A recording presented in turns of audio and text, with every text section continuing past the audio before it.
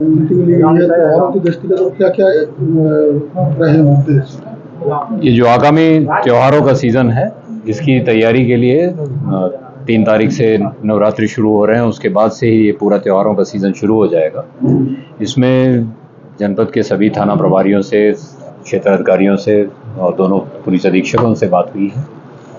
इसमें जो सतर्कता बरतनी है, किस तरह से ये पूरा त्योहार का जो सीज़न है ये सकुशल संपन्न हो, कैसे हमको बिजली की व्यवस्था है, या जब दुर्गा विसर्जन होता है तो विसर्जन के समय क्या सावधानियां रखनी है, उसके बारे में बात हुई।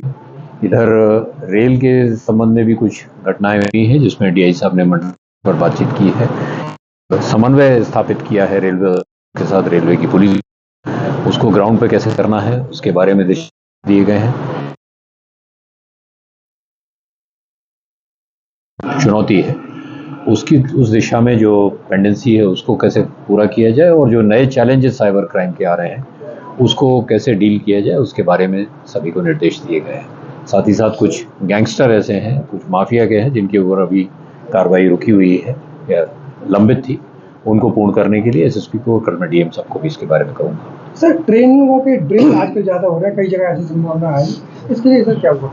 जी, वो मैंने बताया, आपको पुनः बता देता हूँ कि उसके बारे में डीआई साहब ने एक यहाँ पर समन्वय बैठक की थी मंडलीय स्तर पर, जिसमें जीआरपी, आरपीएफ और पुलिस का जो योगदान है वो एक बड़ी टीम की तरह कैसे समन्वय स्थापित करें, कैसे सूचनाओं का आदान प्रदान करें, और ऐसे जो संभावित स्थान हैं जहाँ पर इस तरह की बातें हो सकती हैं, उनके आसपास के गाँवों में जो बैड एलिमेंट्स हैं या हिस्ट्री शीटर्स हैं या बाहरी तत्व हैं, उनके ऊपर कैसे निगाह रखी जाए, इसके बारे में निर्देश दिया गया। सर, गणपति विसर्जन पे भी काफी अलर्ट किया गया था, उसके बाद में कुछ घटनाएं पूरे जोन में सुनने को आई है। अब नवरात्रि आ रहा है, तो क्या इस तरह के जो कम्युनल टेंशन हैं, इसके लिए किस प्रकार से? नहीं, जोन में कहीं भी कोई कम्युनल इशू नहीं हुआ था।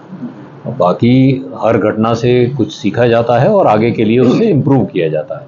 उसी दृष्टिकोण से ये बात कही गई है कि कुछ ऐसे इंसिडेंट्स हुए कि जब जहाँ विसर्जन के लिए गए तो घर के अंदर किसी ने अगर मान लीजिए गणपति जी की स्थापना की हुई थी और उसकी सूचना पुलिस या प्रशासन को नहीं थी, इस तरह के जो व्यक्तिगत आयोजन थे उन पर भी निगाह रखी जाए, जिससे जिस तरह हम वृहद आयोजन होते हैं उसमें वृहद पुलिस प्रबंध करते हैं, उस तरह का प्रबंध वहाँ भी रह सके। सर, आप बहुत सीनियर ऑफिसर हैं, उसको लेकर के एक चर्चा आ रही है तो पुलिस जान जोखिम में डाल के अपराधियों को पकड़ती है, गैंगस्टर्स को पकड़ती है और एनकाउंटर्स भी होते हैं।